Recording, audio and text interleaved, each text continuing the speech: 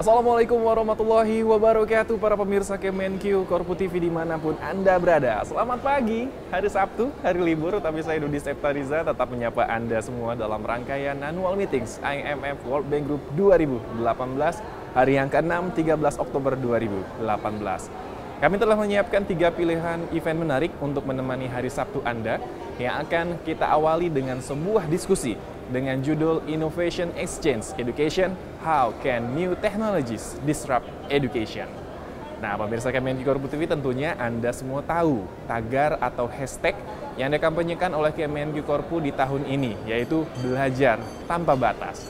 Nah, kampanye tersebut sangat relevan dengan bahasan yang akan kita dengarkan pada diskusi ini, di mana metode pembelajaran saat ini tidak hanya terbatas pada cara-cara tradisional melalui kelas tatap muka, tetapi juga menggunakan teknologi seperti e-learning, blended learning, bahkan penggunaan sosial media dalam metode pembelajaran. Baik pemirsa Kemenq Korpu TV, dari kawasan Nusa Dua Bali kami ucapkan selamat menyaksikan.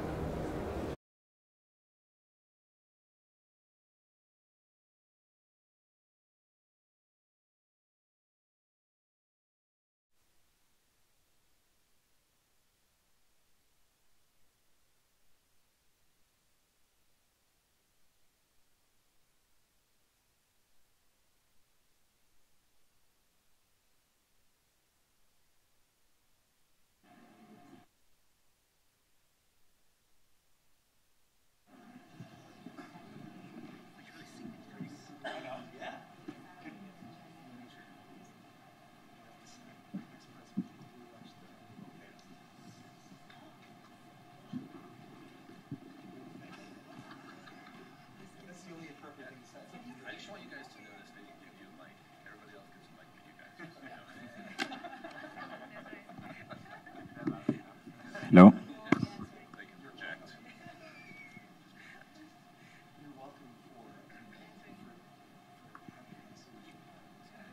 Good morning and welcome everybody. My name is Omar Arias. I'm from the World Bank Education Global Practice. I'm the manager for the Global Knowledge and Innovation team. Thank you very much for coming today. We know there are many competing events out there, so the fact that you're here tells us that you think this is worth your time, and you will not be disappointed. We have a start panel today. You can see it's full, the stage. If you have not had a chance to stop by the Innovation Showcase on the other side, please do. Try the virtual reality Googles. You can try the Genius Plaza app. You can try, these great innovations. What we will do this morning is actually have a panel conversation with these innovators to try to understand their views on how new technologies are already disrupting education. So I'm going to introduce them now. So we have Ana Roca Castro, who's the CEO for Genius Plaza. We have Matthew Keller, who is running Senior Director for Global Learning with the X Prize. We have Sanford Kenyon, sitting over there, who's CEO for Bloomberg, who does teacher professional development using micro-credentialing. And we have Pranat Kothari from MindSpark, which is an adaptive learning platform, homegrown in India. Brad, where's Brad? Turner, VP for Global Literacy of Benetech. He'll talk about the wonderful things they're doing. And Putri Alam from Google, Head of Public Policy and Government Relations, and she's particularly going to talk about a great program on digital skills for women. And we'll have the pleasure of having Jaime Saavedra, our Senior Director for Education at the bank, to moderate the conversation. So, without further ado, please join me in a round of applause. Well, thank you very much, Omar, and thanks to all the panelists for joining us here and for giving us this space in order to discuss something that is an absolutely critical issue in order to improve quality of education, right? As you have seen with the launch of the Human Capital Index, both in health and in education, there is a lack of enough investments at the country level in order to make sure that we are giving all children in each one of the countries the right services that they need in order to fulfill their potential. And one area in which we have a huge deficit is in education. I mean, last year we have the World Development Report was about learning, and the key message, I would say, in terms of diagnosis, was that half of the kids who are in school are not learning. So that's already a tragedy, right? That's why we were able to use the word crisis, right? Nothing has happened yesterday in this crisis. It has been a crisis that has been accumulating during the last decades, because they're true. There's been expansion on schooling, but that expansion, I mean, was not accompanied with the right level of investment that would assure the right level of quality. So having half of the kids not learning is a tragedy. And I'm talking about the developing world, and I'm talking about those countries for which we have data, right, on learning. There's a bunch of countries for which we're flying blind. So we have a crisis on the quality side if half of the kids are not learning, but also we haven't solved the quantity issue. It's not that all kids are in school and it's just an issue of quality. No, we have 250 million plus kids who should be on primary or secondary school and are not there. So are not receiving any service. And those who are in school are receiving a service that is of very heterogeneous quality. And that heterogeneity is across countries, within country, and even within the classroom, right? Because if this is a classroom, not everyone is equal, not everyone has the same talents, the same preferences, the same background, the same speeds of learning. Everyone is different. So each teacher has to make sure that everyone has the opportunity of a good learning process. So we do have a huge challenge. And when we say, okay, so what do we do? So you have the index, you know you have a problem, so now what do we do, right? And in that front is one of the things that we always say, well, we have to do something with teachers, right? Still, despite technology, education is going to be a human-intensive interaction endeavor, at least in the foreseeable future, right? And something that you guys also said. I mean, no, your kids are not gonna be taught by a robot completely tomorrow, right? But technology can help, and technology can help precisely making the work of these humans, right, much more effective, precisely exploiting the comparative advantage of what the teacher can have. And then there is a huge challenge of making sure that technology is effectively used everywhere, right? And that's something that we need to discuss here. Technology is out there. You have initiatives like the ones we're going to be hearing today, but we need to make sure that technology is a tool that can be used by everyone. Because if not, it's going to be not an equalizing factor, but actually an unequalizing factor if technology is at the reach of those who can only, and not to the reach of the poor. So, huge challenge that we're facing, and we are here with a great panel of people who are leading organizations and institutions and firms that are working on technology and trying to find specific solutions for different issues that we confront in education. So let me first start with the first round with all the panelists. I don't know, are we going to be able then to open for Q&A of the people here, and then we go back to the panel for further reactions. So let me start with Ana.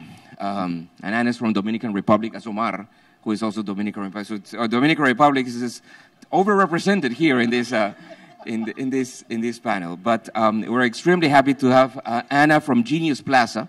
And I wanted to ask you, Ana, so basic infrastructure, connectivity are major binding constraints, right, in order to use technological solutions at scales in low-income and poor settings.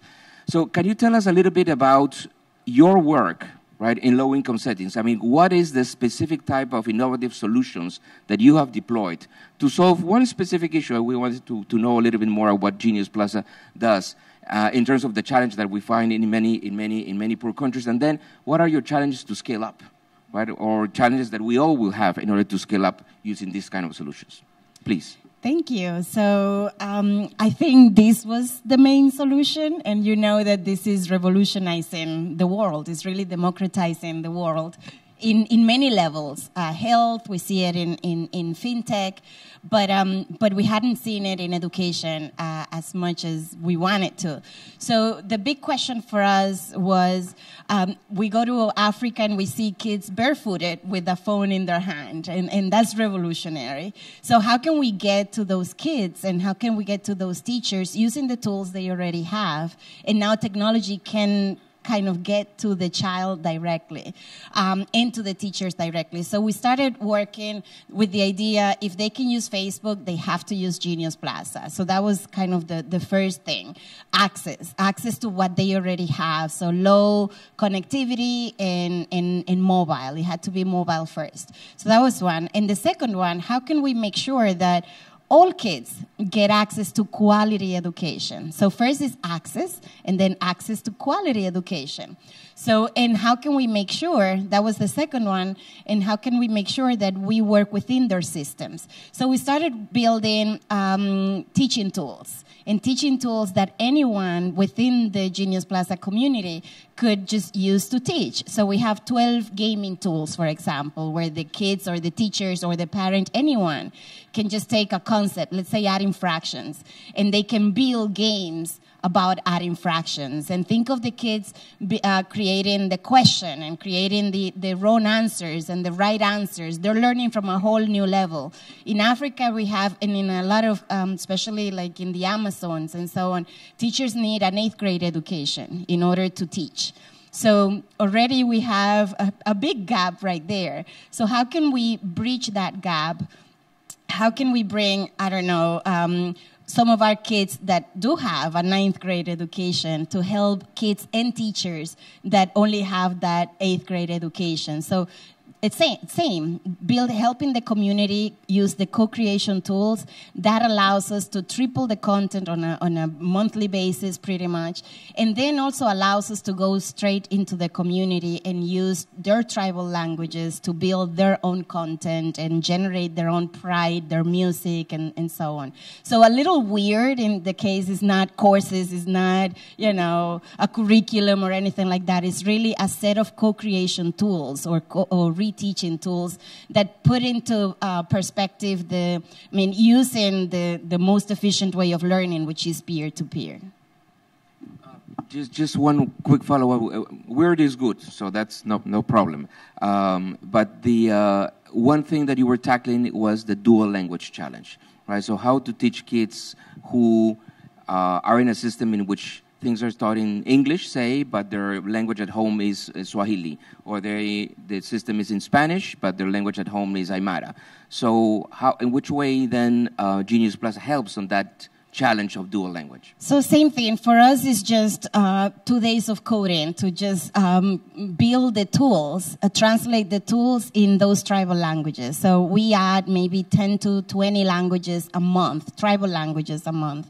And same thing, you know, once you give them the trigger of, let's say, the core of a basic curriculum, then the community takes over.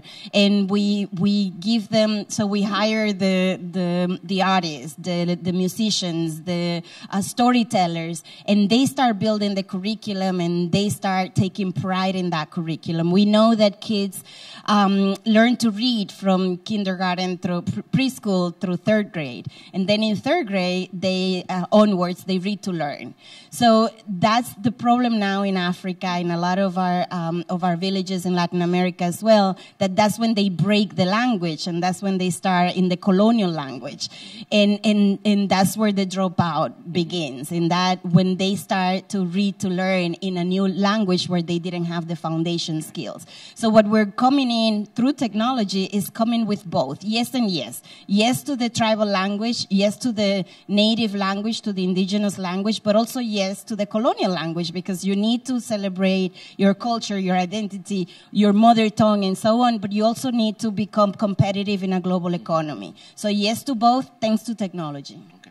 Very good. Thank you very much, Anna. Let me go to the other side of the room. Pranav Kothari. He is one of the VPs at MindSpark, who was mentioned as one very interesting innovation by President Jim Kim in his speech yesterday.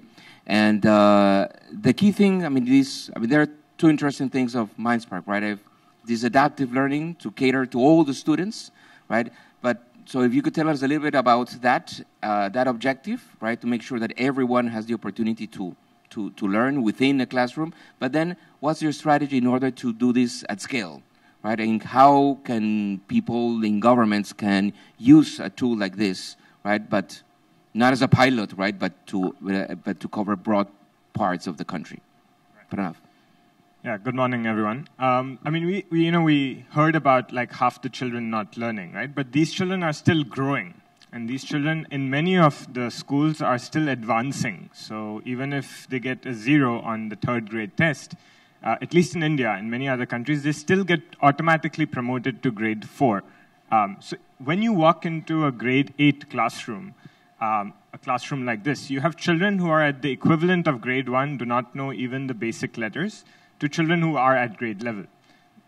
Even if you are the world's most committed, motivated, well-paid, well-trained teacher, how do you cater to this diversity, this heterogeneity?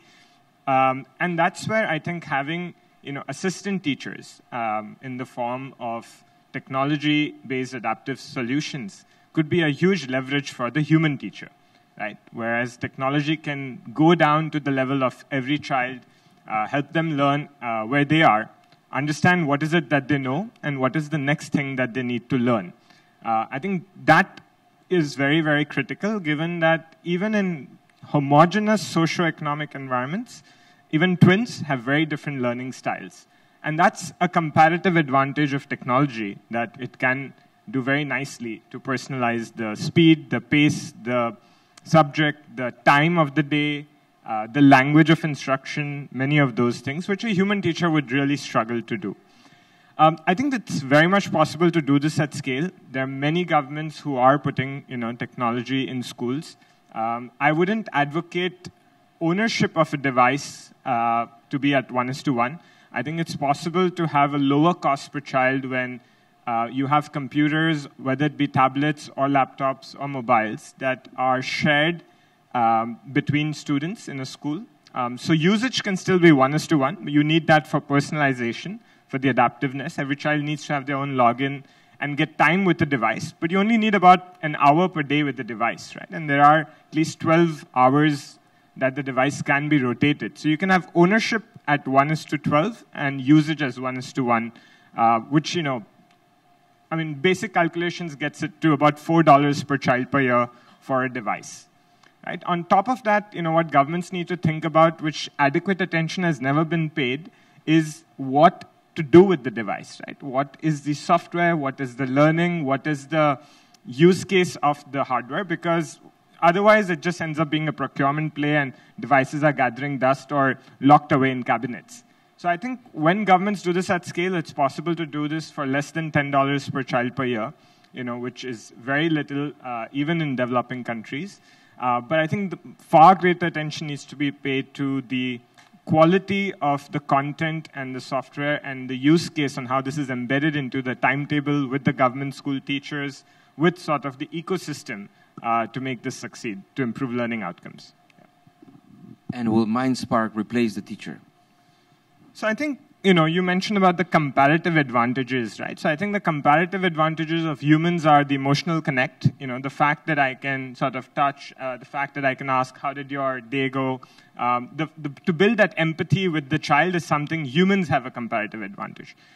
Teaching values, facilitating group projects, doing activity-based learnings, those are things that are squarely in the domain of the humans today.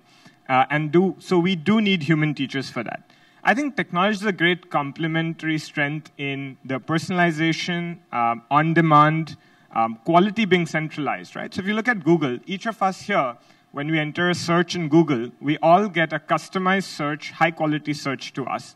But all of this is controlled by a few people in California, right? So even when technology has traveled across oceans to Bali, there's been no loss in quality of the search. Right? And that's sort of, whether it's in Dominican Republic or in India or anywhere in the world, when you can centralize quality, technology allows you to disseminate at scale without loss in fidelity. Right? And that's another comparative advantage of technology, because any form of human training that has happened, any form of teacher training, no matter the quality, it's great at the top central level, and as it sort of cascades down to the last mile, there's a tremendous loss in terms of what gets delivered to the children. So I think there's a role for human teachers, there's a role for technology, and as we have seen in other sectors, whether it be in finance or infrastructure, man and machine together will deliver far greater outcomes than either man alone or machine alone. Excellent. Thank you very much, Pranav. So talking about empathy, I mean, the comparative advantages on teachers. So let me go now to Sanford. Sanford Kenyon is CEO of Bloomboard. And I wanted to get your views, Sanford. In many countries, particularly in developing countries, but everywhere, sometimes teachers could be fearful, right, of technology. That technology might replace them, or they might not feel that they have the tools in order to, or the capacity, the skills to use technology effectively. So, how can one use your micro-credentialing approach, right, in order to tackle that issue and other areas in which we need to make sure that teachers have the right opportunities for professional development? Yeah, so let me just re-emphasize what Pranav said. So we land squarely in the camp of technology as an enabler, not a replacement. And so I think part of the challenge is helping teachers across the world to understand that. Look, we're fond of saying at Bloomboard that if you think teachers can be 100% replaced by technology, either you don't understand teaching or you don't understand where we really are with technology, right? There's a big gap there. And so let's put that one to bed here, right off the bat. I think, so, Bloomboard is educator micro-credentialing, and so really what that means is teachers get the opportunity to engage in an authentic growth experience that basically asks them to prove in the classroom that they are competent in each skill at a time. But the point is, that is an authentic growth experience. It's not an evaluative experience in that sense. And so a lot of the fear that comes from teachers around technology is this theme of sort of, I'm going to be evaluated, it's a sort of a stick mentality. So we at Bloomboard have the benefit of having been through this cycle in the United States of teacher evaluation. We actually originally built a platform to do that. And so what we learned is that can become very disconnected from the real growth that teachers need to do. And so basically the evolution of Bloomboard into a teacher growth platform was all about changing that conversation, changing the conversation from an evaluation, observation evaluation, HR-y kind of process to a growth experience where that same notion of a coach coming into a classroom to observe a teacher is no longer scary, but it's supportive, right? And so teachers then can feel the comfort to open up, collaborate with each other, be coached, all of which is part of our learning model, by the way, in order for them to achieve competence, real growth. And in our case, what that can translate to is things like actual opportunities for advancement. Micro-credentials basically are the building blocks for, think about, teacher roles and how do I get to that next level. It's a set of competencies that I develop that allow me to get there. And so the point is, it's a change in the lens of the conversation, really. And we have found that to be incredibly powerful. And as we think about this magical number of 69 million, how many of you know what that 69 million number is? It's the number of new teachers we need globally in the next 11 years. Just to frame that, the current global teacher population is about that, right? It's 65, 66 million. And so that is an incredible challenge. And so last couple of things I'll say are that we believe that there's an opportunity to open up the teacher pipeline using things like alternative routes to certification, one of the biggest constricting points in global education sort of pipeline for teachers is that they have to have an undergraduate degree in education specifically. There are a lot of people out there who can become great educators if they can learn on the job maybe, or in a fashion that allows them to build competencies as they go. There's a great opportunity to exponentially increase the pipeline for teachers using these notions of alternative routes to certification, and then this notion of supports. The research says that somewhere between 30 and 60% of new teachers leave the profession in the first 5 years. That's a scary number. If you look at that 69 million new teachers that we need in the next 11 years, only 20 million of those will be in new classrooms. The other 49 million teachers are replacements. We have a huge attrition problem. Why is that? Two things. First, the supports that teachers need are not available as it relates not just to training, but to coaching, collaboration, those sorts of things that allow a teacher to feel supported in the way that they need. That's the first big reason that teachers leave the profession. And the second is no opportunity for growth or advancement. No clear line of sight into how this is a career, not a dead-end job, right? And both of those things are opportunities we believe micro-credentialing can solve. Come talk to me about it later. No, thank you very much for that. I mean, actually, we have been discussing about precisely having the right professional development opportunities is a critical factor that is part of the overall recognition of the teaching profession, right? Which is a key feature, unfortunately, a lack of recognition that we see in low-quality systems. So this really addresses that issue. Let me go now to Putri, Putri Alam. She's the head of public policy and government relations at Google. So it's a company that I don't think anyone knows. So Putri, connectivity, learning materials, and effective teachers are inputs, right, that should result in students developing the skills they need in order to navigate this increasingly complex world. So can you tell us, what do you see as the most critical skills, right, in the future of work, right, and in which way Google is approaching, right, that challenge? Okay, thank you for that question. It's an easy answer. Digital skills, of course, is the most critical skill, and I think we heard it over and over again and throughout these meetings that digital skills is very, very critical for, today's world. And the other thing is also adaptability, because if anything that the future of work and technology will bring, it's definitely about change, right? So we need to also teach our kids to be adaptable. We need to teach our kids to be comfortably uncomfortable in the future. So for digital skills, Google has Grow with Google program that teaches digital skills from the very basic digital skills, such as how to access the internet for women in India, to teaching basic digital skills for entrepreneurs. Like we have a program in Indonesia called Women Will that teaches women entrepreneurs how to get basic marketing skills, how to market their product, how to reach more customers through digital technology. All the way through startups and developers even. In India as well, we have a curriculum design that answers today's jobs needs, including Google, and we work with universities in India to implement the curriculum, and today we've reached 1 million students in India. So this is curriculum for today's jobs.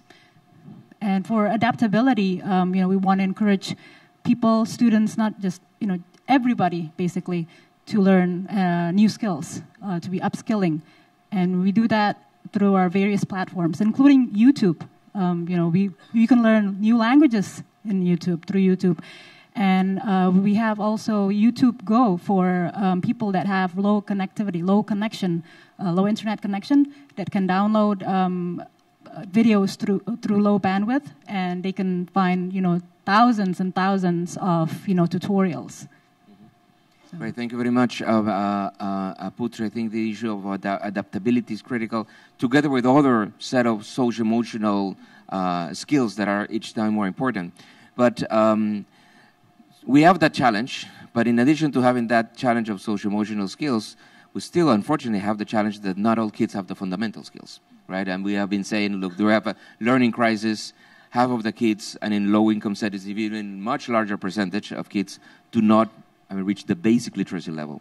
And that's one of the things that I know does not allow Matt to sleep well. And so, Matt Keller, can we know a little bit more about in which way the ongoing X Prize on learning, right? What have you identified as the problem, and in which way, what you're doing can try to find solutions, right, to deal with this learning crisis in a context in which we have sometimes not all the required inputs, right? We say we need teachers, but there are many instances, many low-income settings in which just the teachers are not there, right? Or we have classrooms with 200, one teacher per 200 kids. So Matt, how are you helping us in that? Solving the problem right now. I mean, to build on your question and Sanford's answer on 69 million teachers. So the Global X Prize is an organization that runs large-scale incentivized competitions. We do space X Prizes, health X Prizes.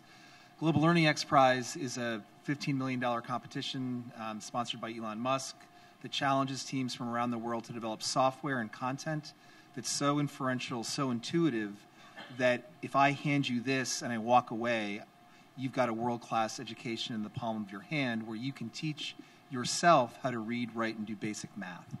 And the reason that we identified that as a grand challenge is that we need 69 million more teachers in the next 11 years, that 100 million kids don't go to school because school is too far or for whatever economic reason or geographic reason, and another 250 million go to school and they leave without ever having learned to read or write a word, which is an epic market failure in our estimation. So can you help partly solve that problem by technology that brings out the autodidact in every single child? Because every single child, there's this kind of autodidact nature resides within them. And then can you bring out the teacher in every single child, which was what Anna was referring to earlier in the peer-to-peer learning, but more importantly, peer-to-peer teaching piece of things, because every child is an intrinsic teacher. And when you teach, you also learn. So the question is, can you design something that allows for that self-learning and that peer-to-peer teaching to happen without the aid of a literate adult or without being in any close proximity to school? So we challenged teams. We had 700 teams compete. We've got the top five, who we awarded $1 million each to and required them to open source their code and content. They're being tested in the field right now in very remote Tanzania in 150 villages and 3,000 kids. We baseline the kids. 97% of them couldn't identify a word in Swahili. We'll endline the kids in March, and the team that brings that cohort of kids to the highest levels of literacy in reading and writing and math will win the X Prize. And so what we hope that does is serve as a domino whose end effect will be people, companies looking at that potential market saying, we can design for self-learning because that's a way to solve the problem of non-proximity to school, poor teaching, lack of teaching, and a way to kind of crack that nut of literacy. Excellent. Thank you very much, Matt. Now, this tool could be caters both children, might be also catering adults, right? In which we do find that same challenge, right? Of not having the minimum levels of literacy and numeracy. But on that same issue, I wanted to turn to the other Matt, Matt from Coursera, Matthew Klein. We were actually with one of your colleagues in San Francisco a few weeks ago, and there was a lot of discussion about how Coursera is critical in order to make sure that in this globalized, more globalized labor market in which adults will have to learn permanently, will have to reskill and retool themselves permanently, Coursera is a critical tool for adults to do that. But one thing is to do that with adults in the US or in any OECD country, in which we're talking with someone who already has a bachelor's degree or a master's degree on something and has to be retooled because his occupation maybe is not in demand anymore. But what happens then with that retooling, that reskilling, when we have adults or a 35-year-old, right, maybe in Tanzania or in a poorer country, who has to retool himself but do not have the basic literacy and the basic numeracy skills, right? So, and this is a little bit of stretching what Coursera does today, right? But how can we use a platform like Coursera to tackle this other issue? Yeah, I'll share with you. So for those of you who are not familiar, Coursera is the world's largest learning platform. We have 35 million learners all over the world, and we operate in nearly every country. Our team that works with governments, I lead our government team, we focus both on training government officials. We work in countries like Singapore, the US, Australia, and all over the world to try and make sure that government officials are the best trained and most efficient that they can be, using similar skills as we train in the private sector with over 1,400 organizations. But we also work on skills development at scale with countries. And so what we do is we work with governments that say, I want to train my citizens. I want to provide job skills. And so a few examples of this in Egypt, we work with the government of Egypt they have an application process. Learners will come say, this is the skill I want to learn. We curate learning tracks tied to the job market.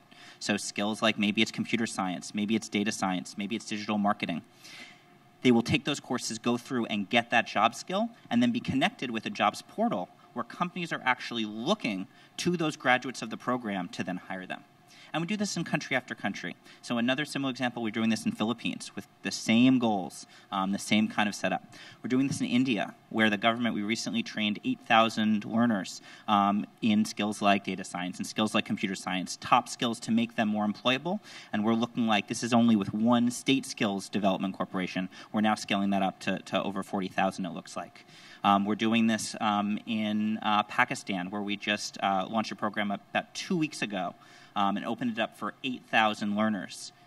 Within 1 week, not only had 7,000 students started the program and almost finished, but we had another 30,000 students that were on the waiting list to join. So we are already operating at scale with countries, focusing on job skills. And so I think the key piece here on literacy is a great one, and one that we'd love to engage with as well. Right now, we're focusing on what is that job skill to make sure those citizens have access to jobs. But in terms of engaging with literacy, we would love to. And I think the missing thing for us is figuring out, having countries come to us, and maybe the World Bank is the right mechanism to come to you and say, we have this interest in focusing on literacy, and being that sort of aggregator, and then we would love to have those conversations, make sure that we're building across our 150 top university partners in the world that world-class literacy program that we can operate at global scale, literally by turning on a switch, but at very, very low cost to everyone. Yeah. Great, thank you very much, Matt. I think this is kind of an example of a market failure, right, in the sense that you do have a need somewhere there. There's the need for a solution. There is a market. You're talking about millions of people, right, who require this.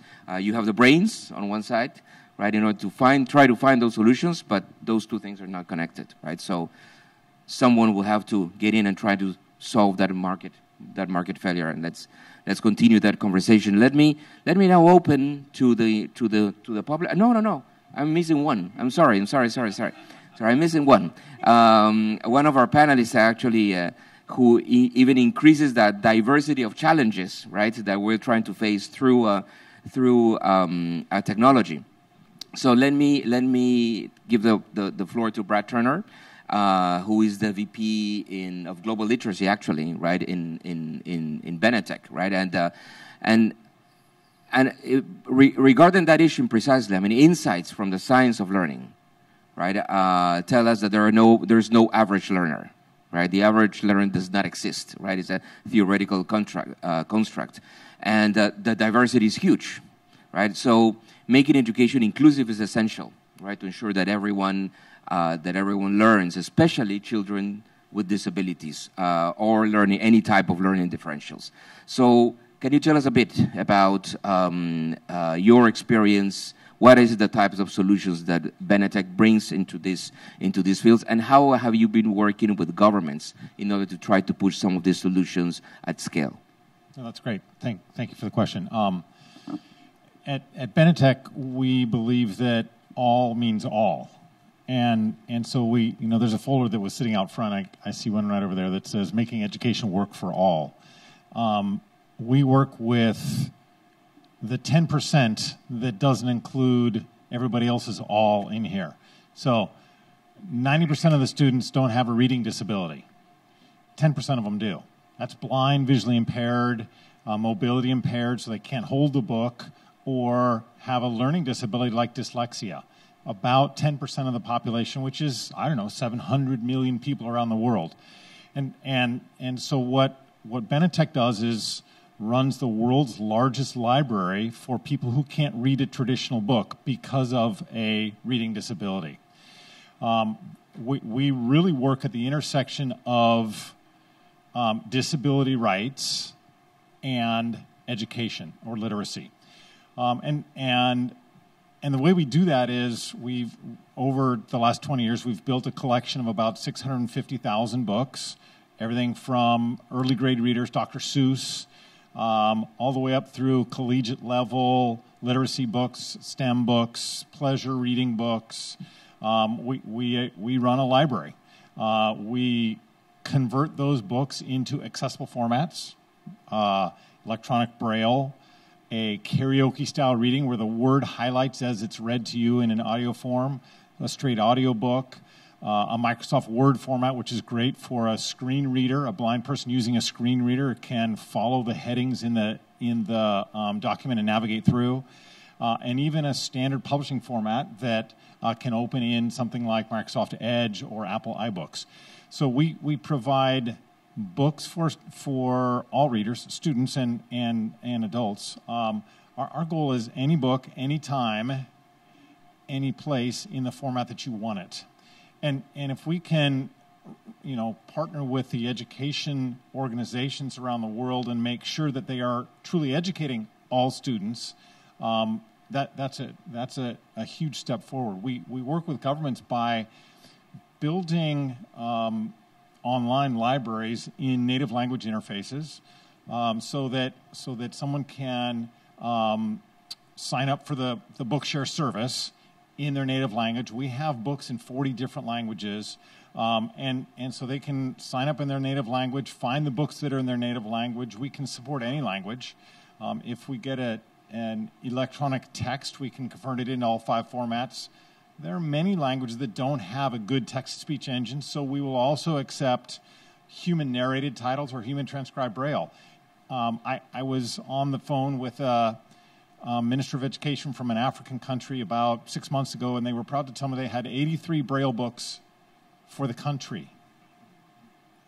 And I listened for a while, and then I said, what if you were to be able to purchase a Braille embosser, and I were to give you, say 400,000 Braille books, and there was just a magnitude difference that they couldn't even fathom, right? So the ability to take a collection that size and offer it anywhere in the world is a game changer for people with disabilities, and that's really where we work, is again with students and adults, but students with disabilities. Thank you very much. Brad, journalists always say, give me a soundbite, and I very much like your all means all, right? And that's actually all these different technological solutions are addressing. I mean, different aspects and parts of, so that if we put everything together, we're really talking about all children, all students, all young people. So now let me open, so we have time for a round of questions from the audience. So there's someone who has a mic. So we started Maximo there. Then we go right in Maximo. Then you can give the mic to the person who's just in front of you, and then we go there to the right.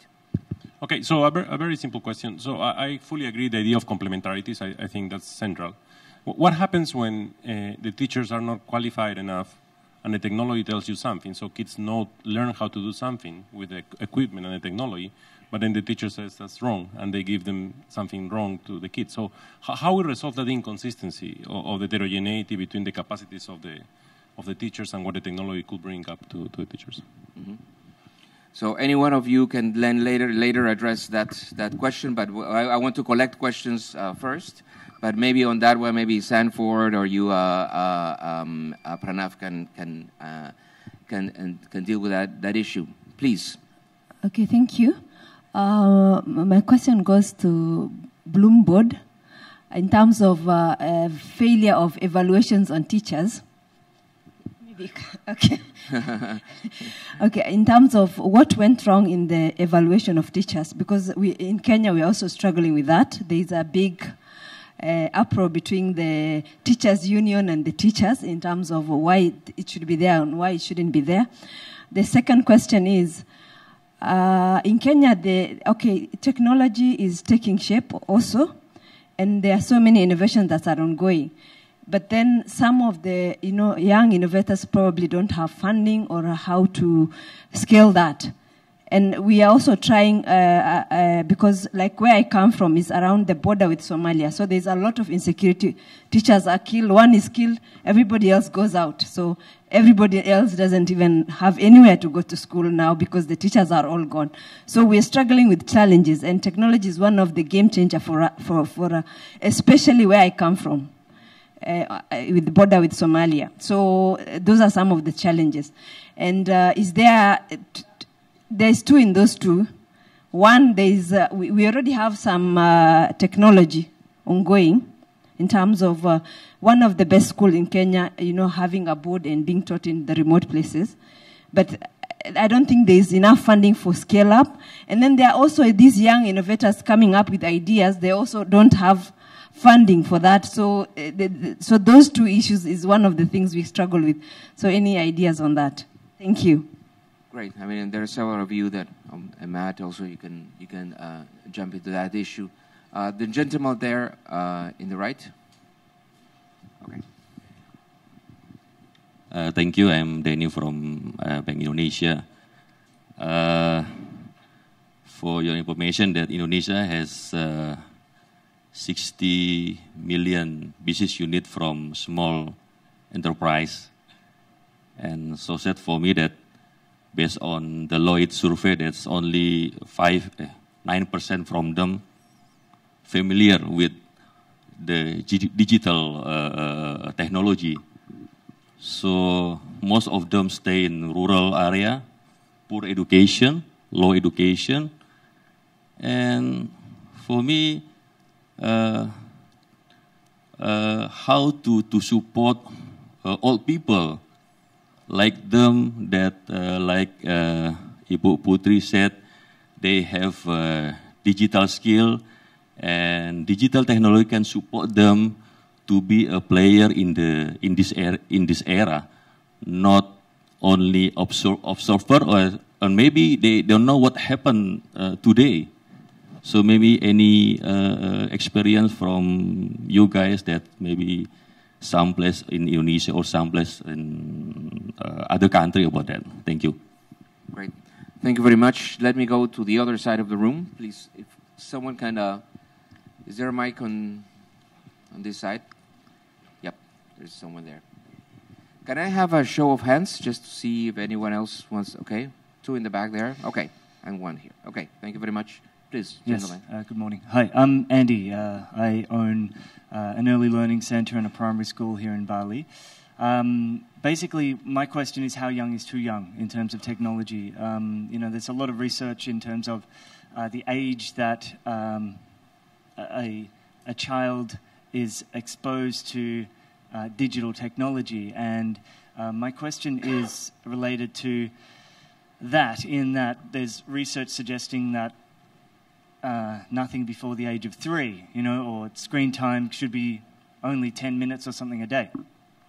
So my question is related to particularly what age would you introduce these types of technologies into schools, and then sort of how would you roll that out? Would it be in a systematic way? Would it be using research-backed practice as well, so that it would only be for a few minutes a day, and then sort of incrementally increasing it? Or my question is related to that, in terms of how young is too young, and how do we implement it?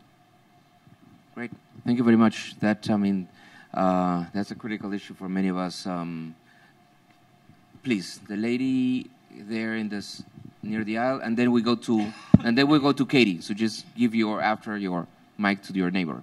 Oh, okay, thank you. I'm from Ethiopia, and my question is for Coursera.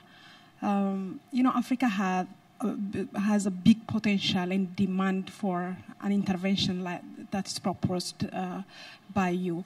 Assuming that you have an embedded monitoring and evaluation system into your intervention, I would appreciate if you can enlighten me on the impacts that your intervention has brought about, because that will be an incentive to introduce the program to our governments, understanding what is the impact in terms of people getting recruitments after passing through your trainings, or the capacity of institutions working in the government. Thank you. Katie? Hi, I'm Katie Maloof-Boos with Oxfam. Thank you. This is really interesting and lots of exciting technologies being discussed here. My question is about how are you grappling with when some of these kinds of technologies are appropriate in basic education systems, particularly in low and lower middle income countries? One of the colleagues mentioned that the technology was on average $10 per child per year, which is really low. But then when we look at spending in low-income countries, UNESCO has estimated that I think the average is $70 per child per year in low-income countries. So it's really a genuine question about how do you balance in very cash-strapped situations where they can barely afford to hire qualified teachers, 60 children in a classroom. When are some of these in-classroom technologies appropriate? Thank you very much, Katie. I had a gentleman here in the front. So last call. No other hand? Okay, so that will be the last question. Then we go back to the panel. Please, sir. Thank you. I have a very short question, actually. I'm Rahmat from Indonesia. I'm assuming that your business is starting from the needs of other people, which is has mostly in social aspect of the aim of your business. My question is how you capitalize this activity so you can proceed of financial stream and to support your business so it's become sustainable. Thank you. Thank you very much. And the gentleman there in the back, please, if someone can pass a mic. Thank you. Thank you. I'm Andoko from the State Secretariat of Indonesia. It struck me that one of you said that the teacher has no career. It's a dead-end job. I really believe that teachers should be recognized more. My question is that the case in the Western world as well? And any solution on that issue? Thank you. Great. Thank you very much. I think many of people here in the panel actually said that actually the teacher will continue to be the fundamental factor in the teaching learning process. But I have my views on that, but I want to go back to the panel. And we have about 70 seconds for each one of you, right? So 70 seconds max. Illuminate us, please. So let me, in whatever order you guys want. So who wants to chip in first? If not, I'll... Let me knock off two quick ones, I think. And 70 seconds, really? I can't talk that fast. That's just live, man. Yeah. So on the evaluation question, what a fantastic question. The interesting thing is that we went through that cycle in the U.S. market as well, and we as Bloomberg got to participate in this mess, right? I think the question is what you're trying to accomplish, right? The assumption is you're trying to accomplish quality and fidelity of instruction, right? And so there are a number of ways to do that. One is an evaluative lens, like I said earlier. The other is a growth lens. And so I think that when we don't know how to structure carrots, we tend to resort to sticks, right? And I think that's a lot of what we learned in the U.S. market in this space is that really an evaluation is sort of a stick. It's not a pleasant thing, and And if you can find a way, and admittedly it's a little more difficult, if you can find a way to flip that into a growth conversation and a growth path, right? That is a completely different proposition to an educator, right? So I don't have time to go into how that works, but I'd be happy to talk to you afterwards. That has been what has changed the conversation in the US market, full stop. And so just real quickly, I know you want to address this too, but just quickly on this notion of teachers who aren't trained even to use technology, I will do an unabashed commercial for micro-credentialing in that a lot of the training that we do, and again, a micro-credential is really just asking an educator to go through an outcomes-based process where they achieve competence by doing it in practice, right? So we have a bunch of learning supports in order to enable them to get there. But the idea is do it in practice and learn and achieve competence. And so a lot of the training we do is actually technology training. So we assemble programs of competencies that allow educators to achieve that ability to use technology, not the least of which is a Google program, actually, for whatever it's worth. So that's one idea. Quickly answer the questions on economics that you raised. So let's take $70 per child per year in the country you mentioned. Right? India spends about $200 and Western countries spend much more. The question is not just about costs per child, right? Because that's just the denominator. Let's look at the numerator of what is the learning outcome that we're getting for that cost. Right? I think that ratio and driving efficiency on that ratio is what's important. So if you look at any of the tests done in India, when they're spending $200 per child per year, for the last 20 years, learning outcomes have flatlined. India has made zero progress. India stood second last in the world on the PISA test. Right? So what are we getting by spending the $70 or the $200? And can you then sort of put technology as an add-on, and what are you getting then?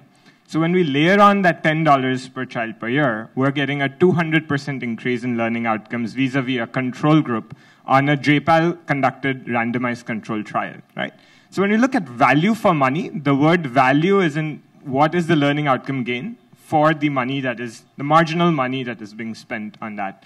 So I think technology is the cheapest solution to improving learning outcomes. I challenge you to find an alternative. Like if you put additional teacher, that's going to be far more than $10 per child per year, assuming you get that talent and the capacity. That capacity just doesn't exist. I mean, we're talking about 69 million new teachers needed. We're also talking about 69 million teachers that exist that are not necessarily creating the learning outcome increase, right? So for any cost per child without technology, where will you get that talent, even if you were to spend that money?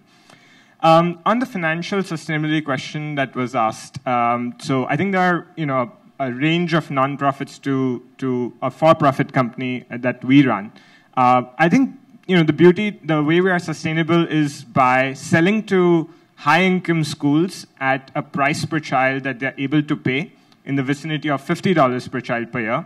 But our commitment to sell to the government schools at $2 per child per year. So that's like a 90% discount, on the price. And so the ability to do price discrimination is what sort of, so we're completely based on market, rates and demands and market potential to be able to sort of do this price discrimination. So let me go to Anna. Okay, so I'm going to try to answer lots of questions, but coming from the top, think if Einstein would have been born in Sudan or in the Amazons, if we would have had the theory of relativity. So think of equity and access that at the end, it benefits humanity, benefits all of us. So this is a moral compromise that we have to give to each other, not just to those kids, but to each other as humanity. So that's one. The plane is crashing, and that's why you're looking at it as a crisis. So yes, our teachers might have an 8th grade education. Our kids might be in complete isolated environments. The plane is definitely crashing. That's why we want the kids to come up with the solutions, because by nature, they like sharing. And by nature, I learn more from a peer than I learn from a grown-up or from, by nature, I will not learn from from a book that talks to me in the middle of Africa about skiing with white characters, because that's not, and just because the big guys, the big Pearson and the big publishers were the ones who got to those governments, that doesn't mean the kids learning. So there is that emotional disconnect. So technology can be that disruptor to just get there fast to what they need, culturally relevant content that talks to the kid, to their heart before it talks to the brain. So technology can be that disruptor, but at the same time, the plane is crashing, let's save the plane, but at the same time, we cannot make that the systematic solution. The systematic solution has to be with governments that have transparent systems of how they spend their money, who they bring to the table, who comes to the plane market. This is bigger of a conversation, but I think this is the platform where we can talk about this conversation. So, let's think a little deeper and let's get a little uncomfortable here. And I'll give you for the sustainable model, of course, we now serve over 12 million students, and we're making, just to be super transparent, over $100 million a year of revenue. So it's crazy, it's good, the need is there, and we find ways to get there with the government, without the government, to the parents, and so on. Usually we ask, who pays for the books? Whoever pays for the book, look, we're going to create your books, we're going to help you create your books, and then you can sell your books to yourselves, to your own government, to your own districts. We will enable you. We will make that initial investment, and then it's your money, and we just take a commission or something like that, and that's working. So we go to Latin America, and Santillana is a big, it's a big market there. It's a big driver. So, and it's about $300 per child for the whole series of books. So we go first, and we couldn't say, give me your books and here's this beautiful platform. That was not going to fly. So we said, give me your books, and here are our books plus a platform for like $30. $30 versus $300. The next year, and everybody came on. The next year we said, okay, now here's the digital book for $1, and here's the physical book for $30. So digital book plus platform and physical book. Guess what? 99% of the schools went with the digital schools. So there are many ways you can make this sustainable and make money, but it's not the long-term solution. We cannot look at it as the long-term solution. Let me just jump in on the sustainability question as well, because I think that's important. I would posit the question, what's the cost of not educating, right? So we talk about the cost of education, and is it $20, is it $70, is it $300 per student per year? What's the cost of not educating that student? Because that's the cost that Benetech sees all the time. We see people, 50% of the people with disabilities never go to school. They don't get jobs. They end up on social services. They have healthcare issues because they don't have the ability to read the brochure, read the pamphlet, get the information about hygiene, sanitation, right? So all of a sudden, the government is footing the bill for social services for people with disabilities, and the healthcare costs for it. So, from a sustainability issue, if we can get them over the hump by saying, look, we will, and we're nonprofit, as a nonprofit, we'll work with the World Bank, with multinational funders to help educate people, publishers, on how to create accessible books, help educate teachers on how to work with students with disabilities. All of a sudden you have those people contributing to society, contributing to the GNP, not drawing off of social services and healthcare. And so that, in my opinion, that's one of the ways that this is ultimately sustainable. Yeah, I see we're already over time, so I'll give the 20-second answer. The one question on small businesses, what we essentially do is work with, again, over 1,400 companies in the world to target what that content is that they need to be successful as a business. And we do this often with massive companies as they retrain across entire business lines. So in that sense, what we would do, and I think what makes a lot of sense, whether it's with us, whether it's using Google's digital skills, however you do it, to really be targeting for those specific businesses and the specific groups that need to be reskilled, what is the content that will make them more successful? And then make sure that it is available to them wherever they are at any time so they actually engage in the learning. And we do a lot of work to actually embed this learning into the day-to-day work of companies so they actually, they know their manager is incentivizing them to learn these skills. They know that there's a consequence if they don't. They know that it's encouraged throughout the organization and baked into performance reviews. There are all sorts of things you can do to actually make sure that takes off as a sector. Then quickly on the sub-Saharan African question, so I didn't quite hear whether I heard both. How does this work in low resource settings, but also impact? In terms of work, we make sure that in order for Coursera to work across the world, we need all content to essentially be downloadable on Wi-Fi and then accessible without any connection. So everything on Coursera, you can, on your app, click download when you're at a Wi-Fi cafe, and then walk and do it all without internet access, come back and upload it so that it will work in low resource settings. And then finally to the actual results piece. So we've done a study recently with Harvard Business Review that actually shows outcomes.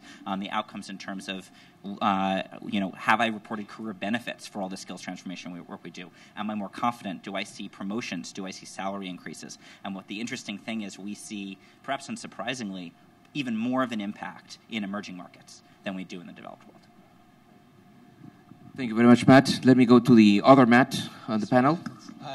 Quickly on the lack of teachers on the Somali-Kenya border, which is, we're incentivizing the development of software that's intuitive, inferential, so kids can teach themselves how to read, write, and do basic math and other things maybe in the future, which is a perfect example of where it would work.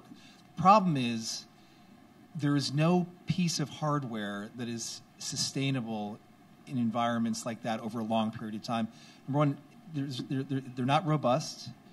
They have to be impervious to environmental degradation. They have to self-connect, self-charge, self-heal in a sense, and they've got to be less than $10, right? I mean, they have to get the cost down. When Nicholas Negroponte started One Laptop Per Child, the cost of a laptop was about $1,500 in 2007. The cost of laptops never really came down like most other electronic costs. Overnight, the cost of laptops came down to about $190 when One Laptop Per Child was launched, which was a huge success because the promise of scale was there. And he said we have 10 million orders and all these countries want to do it. So the cost to manufacture went down really quickly. I can't think of anybody thinking like that at scale anymore on the hardware piece for something that's designed for kids that you identified that is self-charging, self-healing, self-connecting, impervious to environmental degradation that costs $10. So hopefully the next X Prize after the software X Prize is just that. Just going to answer quickly the gentleman's Putri. question on how to get those that don't have basic digital skills to be to have basic digital skills. From our experience, you have to do it two ways: offline and online. Offline, you have to get them online first. Teach them basic use of internet. Teach them how to get online. And once they're online, then the content is, tremendous. So offline and then online for all the content. That's my 15 seconds answer, I guess. Just one thing that nobody mentioned was the issue of how young is too young, which was a very interesting question. I don't know if anyone wants to jump in very quickly on that. So I think we tend to use the label technology. You have to be more specific, right? So I've got 4 kids, and I watched them all go through this as digital natives, right? So technology can be movies and games and things that promote ADD in our children, right? That's what that research that you're talking about refers to. If you're talking about learning outcomes, the question is, when do you apply? So when do you see what level of cognitive ability, and what do you match that with in terms of technology, right? And so I think when you're 2 years old, 3 years old, I mean the ability to understand and learn in a structured sense, like what we're talking about, you're not quite there. And that's why we have the school ages that we do for children. But I think what's most important to clarify is what is the use of technology and when does it apply, right? Maybe that's a question to a question. I don't know. Sorry. So the American Association of Pediatrics just announced that they're bringing the screen age to 2, to the age of 2, and we're actually launching next month is the AAP conference Genius Baby. So it's not so much. It's very interesting because it's not so much the time the baby spends in technology, but how we can leverage technology with the parent and the caregiver in order to increase word count, serve and return, and a lot of those interactions that a mom that's never heard of word count, that is actually important to talk to the baby and read to the baby, is now given resources and access to be able to give it to the baby. But so those two things: one, the age came down, thank God, because for all parents, we all feel really guilty. And two is how you can leverage technology for the actual caregiver.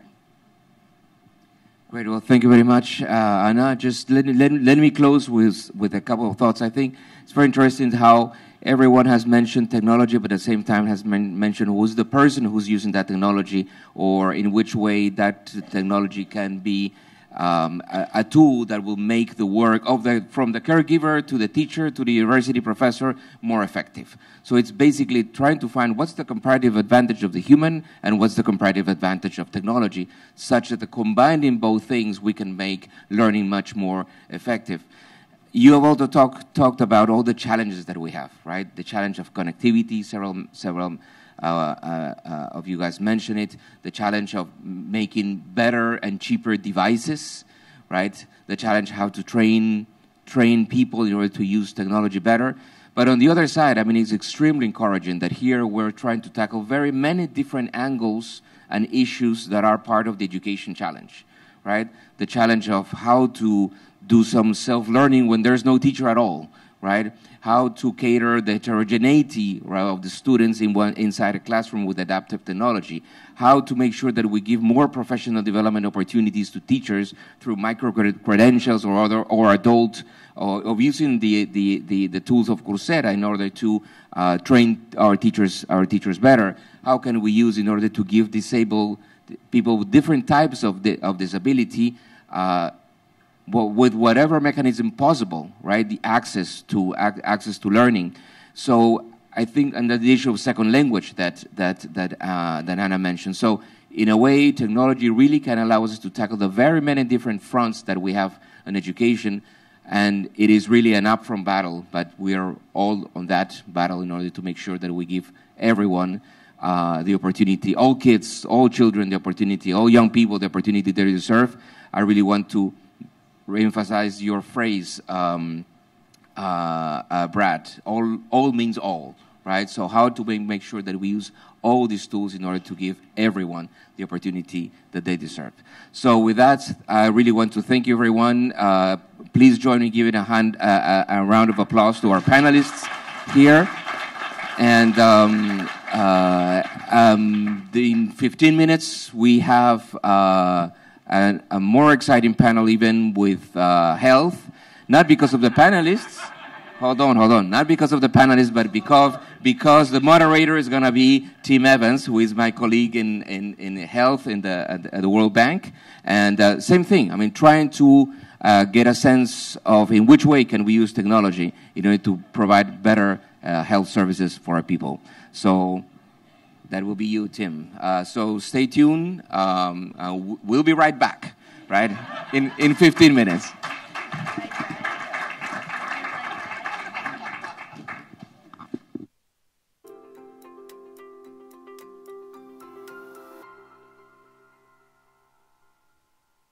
Baik pemirsa Kemenq, Korpu TV, baru saja kita saksikan diskusi dengan tema Innovation has changed education, how can new technologies disrupt education. Dan kita akan jeda dulu selama kurang lebih 1 jam ke depan. Dan nanti pada pukul 12.30 waktu Indonesia Tengah, kita akan memulai event berikutnya, yaitu Climate Ministerial Dialogue, di mana Menteri Keuangan Republik Indonesia Ibu Sri Mulyani Indrawati akan menjadi salah satu pembicaranya. Baik pemirsa Kemenq Korpu TV, kami akan kembali pada Climate Menstrual Dialog pukul 12.30 nanti. Sampai jumpa.